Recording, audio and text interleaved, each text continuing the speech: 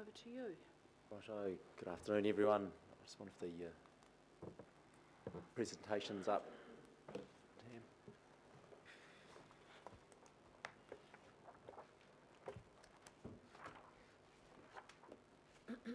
Good afternoon everyone. This paper is just here to look at the scope, timeframes and budgets of the Auckland's water strategy. Obviously we've just gone through the Auckland Plan and the Long-Term Plan process, and we've had an awful lot of feedback about water, and the water strategy blends quite nicely with the focus area of the Auckland Plan, adapting to a changing water future. Just to set a bit of context about the sequence of engagements around water that are coming up, in the feedback from the long-term plan on the water quality targeted rate, we actually looked in it a bit deeper to look at the reasons why people were supporting the water quality targeted rate. And it's just going to say, with all of the feedback that we've got, we want to use that public feedback as a launching point for the strategy and show how, when we take a focus on water, how we can implement the outcomes that have been sought through the Auckland Plan. Yeah. So, oh, sorry.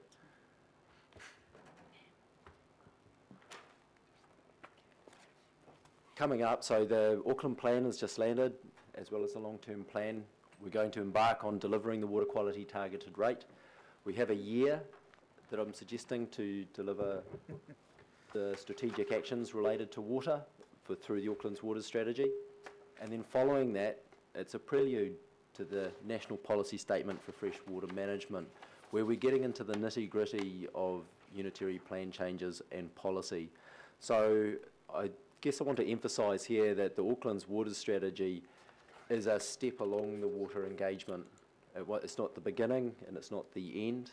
There's going to be continual engagement after this. And so that, bearing the National Policy Statement changes coming ahead, that's shaped the themes that we've structured the strategy around and the scope, so that we would very much like to set it up so the strategy dovetails very nicely with the upcoming changes proposed in the National Policy Statement. With that in mind, that sets up the proposed scope around 5 core themes: water as a resource, such as potable water security, water supply, quality, aquifer, allocations, water quality for recreation, swimmability, safe swim, and so forth, water quality for ecosystem health, water and cultural health, where we might look at issues such as future treaty settlements, co-governance and partnerships, and those kind of arrangements, and finally, natural hazards and water resilience. So those 5 broad themes will dovetail with the future work coming with the National Policy Statement for Freshwater Management. And we've set a pretty ambitious time frame to try and deliver it over the next financial year. This timeline sort of shows an idealised timeline, I guess. And I'd say it's all dependent on the amount of public interest and engagement that we'll want to do as we start to develop it. And we'll be coming back to the committee with those draft options and feasibilities, and we'll be seeking your guidance on the level of engagement that you'd recommend that we do. At the moment, we've penciled that in for January through to March next year. So if there's any questions, I'm happy to take them. Thanks, Andrew. Admittedly, this is a little bit, it does look a bit tight, and in discussions with the team, I've asked that we take a reasonably relaxed attitude to that time frame. We endeavour to do this in a year, but as we saw with one of the earlier items, when I tried to rush it, everyone's hands went up and everyone said, hey, hang on a minute, let's just unpack this and see what this is about. You know, don't you be rushing into the process before we know what we're embarking on. So I just want to acknowledge from the Chair, this is an ambitious timeline.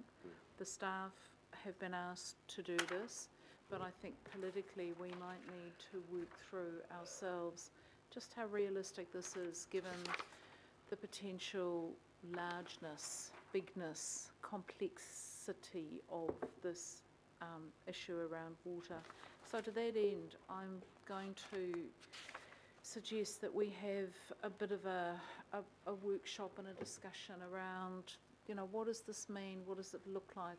How do we want to deal with this politically? What input do we want? Do we want, you know, a kind of a councillor, IMSB working group? How do we want to interact with our local boards? How do we make this happen? I don't think we can do that now. I don't think my head is in quite the right place to do that. So all we're asking here is, let's be clear about the strategy. Let's be cognizant of the fact that the timeline in here isn't perhaps necessarily set in concrete. No one will be taken to task if we have to move that around. But we are going to do our best to get through this in a year. So, questions? Councillor Cooper. I mean, I know that a lot of feedback I've been getting about the water targeted rate, though it's highly supported, is what are the projects, what are you going to do in my area, Exactly. those sorts of things. So I think that, though mindful, don't rush, but we need to be fairly timely, because people will be paying it from July the 1st, and they do want to know what's going to be happening, how it's going to make a difference to our water quality. And I think if we start to engage people, and then they do get their input and start to talk about the things that are important to them, and also it gives us a chance to feedback, you know, what that money is tagged to, because it is tagged to projects, but it's at quite a high level. So I think that this will be a really good opportunity to get people engaged in something which they're very interested in, as we saw by the LTP feedback. I think that the longer we drag it out, otherwise we'll have, you know, we've been paying this for a year, what's happened, you know. So I think there's a whole lot of things to balance here, but I think in general, smoothly, swiftly and reservedly, making sure we do it correctly and with all the right questions and reaching out to the right people, and also the right places, because I think it's no good just having it all in the central city, or one here and one there, like we did with our transport plan was disastrous. We need to make sure we're going to the right places so people can get good access, and we know we do a lot online, but there's always a lot of people that like to sit down and have a good chinwag, as we had at Arataki, where we had, you know, for a small-ish community, we had a lot of people to 2 or 3 public meetings. So I think in their place they're useful. I just don't want people to be under the impression that we can't start spending the targeted rate on local projects. This is not the plan that will deliver. No, I know, that. but in people's minds, it's, here's the money, fix it now. But I think it'll start to just get engaged people, and they'll start to see, and we've got a good parallel feedback. Yeah, it is parallel. It's a parallel process. This is more about the very big picture for water. Do we have more pipes? Do we have more dams? Do we have a completely different and, you know, sort of disassembled water structure? How do we actually deal with it in a 21st century way? Other questions? Member Brown, and then just... Yeah, so firstly, thank you, and nothing wrong with an optimistic time frame. Keen to obviously understand the engagement once it's ready around our Māori communities, because water is a significant matter to us all.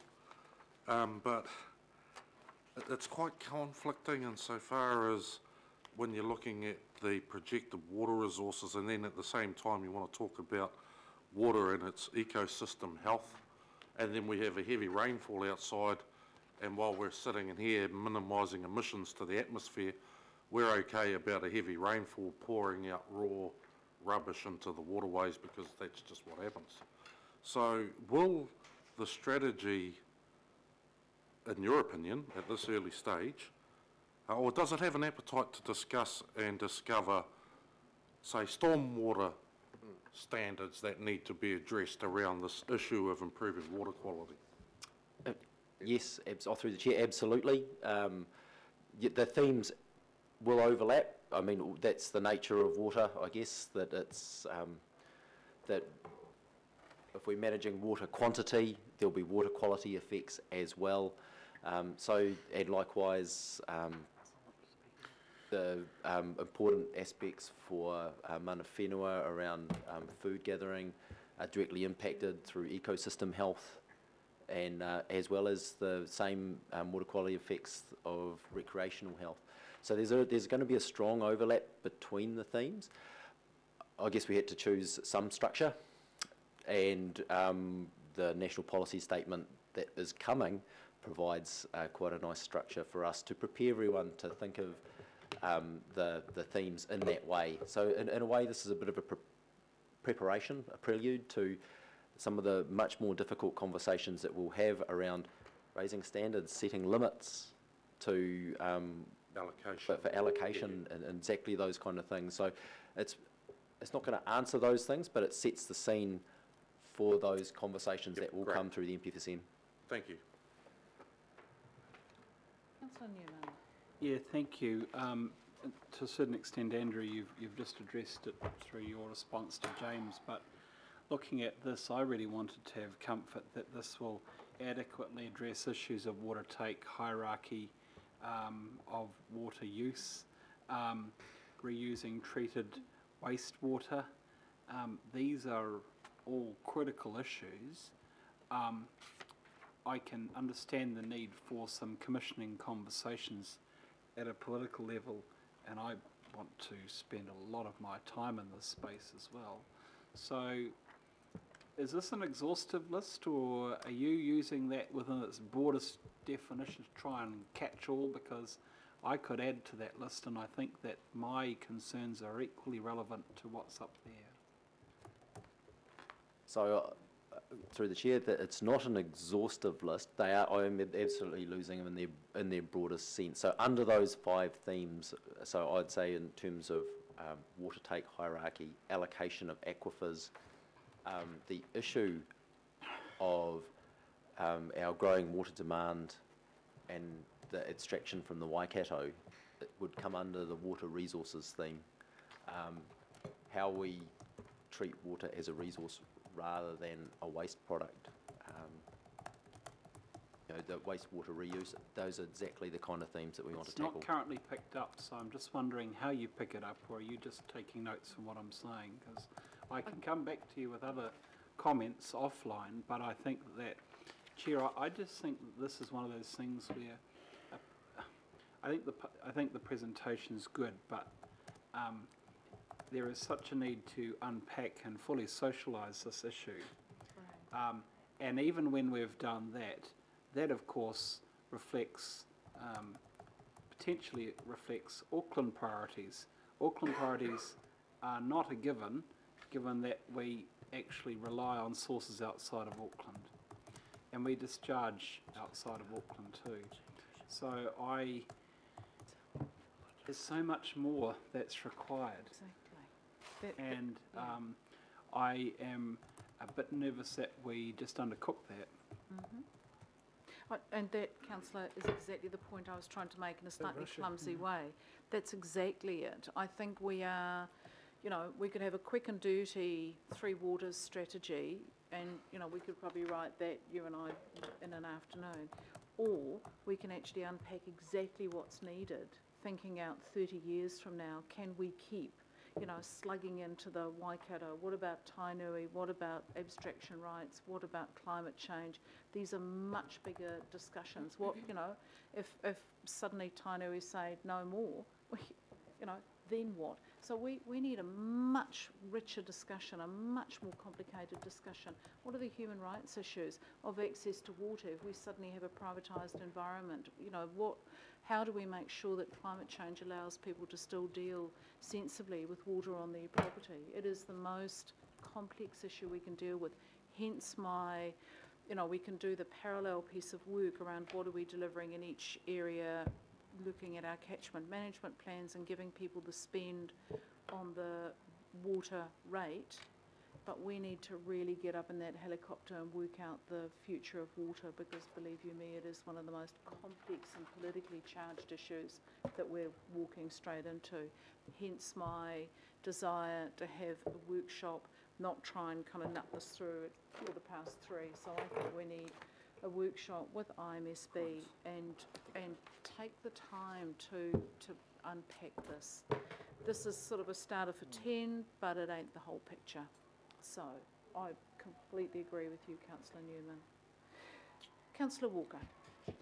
Yeah, really, I just want to endorse the comments that you've made, Madam Chair. We're not identifying any particular option, we're identifying some outcomes. You're being cheered from the streets, Councillor Walker. That's Well, your birthday. it happens. Go to my ward and it's even, you know, it's even louder. Oh, that was clever. But let's not go there. The That's rather muted clever. response out there is still okay. I'm not going to knock it. Quote of the day, quote of the day. If I can just make a suggestion, Madam Chair, and that is that we test things as we go. I think you identified a number of worthwhile tests. I think there are a number of things that we could anticipate that this strategy needs to be able to deal with. And frankly, that's the pragmatic way that I'd like to see this. So I'd like to see a situation where we, you know, brainstorm a whole bundle of things that I would suggest many which are rather predictable, and test out how the strategy performs. So if, for example, we would like what I've seen overseas, where stormwater through a park and a drain is processed through a wetland and used to drive the toilets in the leisure centre and used to irrigate the playing fields happens, what does our strategy need to do to deliver that as an example? And there could be many, many other examples. Indeed. So are we comfortable with this as sort of a holding pattern, acknowledging that we'll get together as a workshop, unpack the wider issues, and also look at some form of councillor IMSB working party to work alongside this? Okay, is someone happy to move the recommendation? Happy to move, Madam Chair. Thank you, Councillor Walker and Councillor Chris Darby. I'll put that. All those in favour, please say aye. Aye. Aye. Against, carried. Thank you, Andrew. We'll be seeing lots of you over the next little while. I just want to draw everyone's attention to our summary memos and updates, and they often kind of just get passed over, but we've got a particularly fabulous group of updates. In particular, just a quick little trot through. We've got the Global Engagement Activity update. We've then got our response to the sexual orientation submission on page 5, which again, given the very short time frame, we've had to just get on and do that. Hopefully everyone is comfortable with that. And then the fantastic art, the response to arts, Aucklanders and the arts, which if you haven't had a chance to have a look, is just an awesome piece of work, and just says that basically our Aucklanders out there are loving the arts and participating in them, particularly the Māori community, which is great. And finally, I just want to touch on the memo from John Morrow around our integrated climate action plan, coming to a board near you soon. The team would be here, but they're actually out talking to boards about the climate change action plan. So that will be coming back to us, as we mentioned before, to a workshop on the 4th of July. So there's quite a lot going on in the rest of the world. And we've got our, do we need to move? I'll move we receive those. I'll second that. Thank you. Councillor Simpson will second. I'll put that. All those in favour, please say aye. Against, carried. We've got the forward work programme, and now we've got the investment in sport lighting and Pullman Park. No debate, I'll move. Lovely. Second. Second. Aye. Dave and Rob, we've got a huge report and another report, and do you guys want to say anything? Were you happy just to take Through you, Madam Chair, questions? happy to answer any questions. I know you've had a long day. Yes, happy to answer any questions around the report if you may have. Councillor Filipaina might be, you want to move that one? Happy thing? Which this? Yeah, no, look, it's just the process that was followed. Okay. Yep, good process. Good process I'll was second it followed. if you Well, move yeah, it. the process was followed, so I was good with that. Comments? Oh, it's been done, right. All right. Lovely. It's been moved and Sorry, just a seconded. question. If you desperately feel the need to speak, then that is fine. I'll say a few words, apparently there's a question over here. Councillor Darby. So, thank you. I just note that the beneficiary really is one rugby club. Yeah, through you, Madam Chair, that I guess the part of securing the investment is to explore how we can get more access to those fields through that lighting. So the community access process would be to say there is an opportunity for growth and getting more. So at the moment, yes, Marist Ardmore is the club that is based there, but one of the opportunities we've seen is being able to create the opportunity through the funding agreement, the partnership agreement, to explore additional use and better use of those sports fields. So, by adding lights, you give access to others. So, do the fields themselves stand up to greater usage? So, I really need to get a sense that just by adding light doesn't mean you can use the fields longer if the fields are not in a condition as we see in weather like this over the last week. The fields are disintegrating already. So I want to get a sense that the investment is going to deliver greater usage because the fields will also deliver that greater usage. Yeah, through Madam Chair. So there's two things, I guess. One, the lighting that gives us the ability to have a longer, well, enhanced lighting means we can light more fields, so there's more access there. The other thing is a funding agreement giving, so the fields can hold up, they're good quality and they're being well maintained by Pullman Trust. And the funding agreement gives us the ability to ensure that they are made open to more sports clubs. Okay, good, thank you. Okay. No other questions? Councillor Hills. It was just a question. This is, I definitely support this, and this is great, and this is obviously what we need to see more of. It's just probably a wider question on how do other areas, like, does this get sent to everyone, or is it just when local boards put it forward, or how does... So through you, Madam Chair, I guess where we see this heading to with the now the inclusion of the Sport and Recreation Facilities Investment Fund, there's a mechanism we see these sort of things coming through. I think one of the challenges previously has been how people see the visibility over this. So this is sort of preempting that, but we see the Sport and Recreation Facilities Investment Fund, which we will talk to you about around the criteria and the process, as being that mechanism. Perfect, thank you. Okay. Councillor Newman, floor's yours. Thank you, Chair, and I want to thank the officers for the report and to acknowledge their patience when dealing with me, because you need a lot of patience when dealing with me. You said that. No one will comment.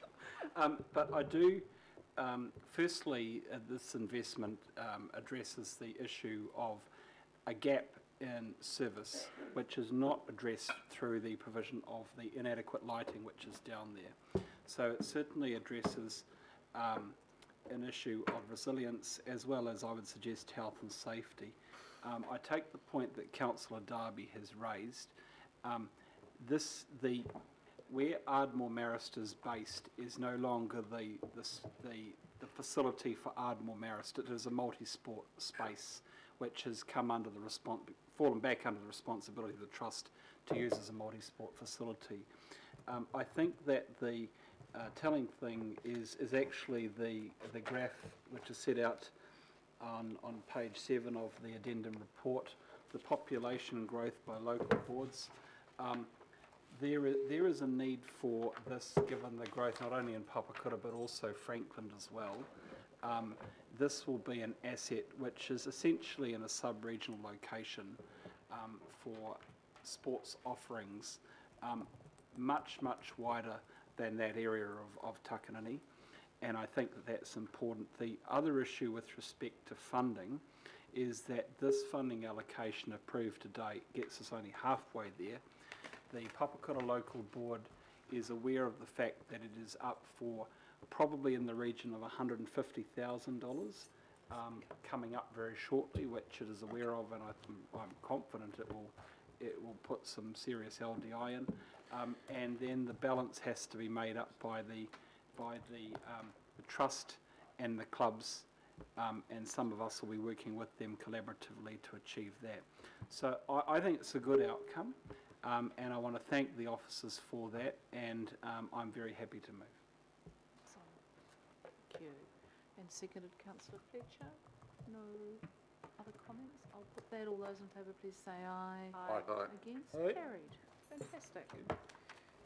Okay, thank you. So I'll just move the exclusion of the public, because we are talking about land acquisition. Is there a seconder? I'll do that. For that, thank you, councillor Simpson. All those in favour, please say aye. Right. Against? Carried.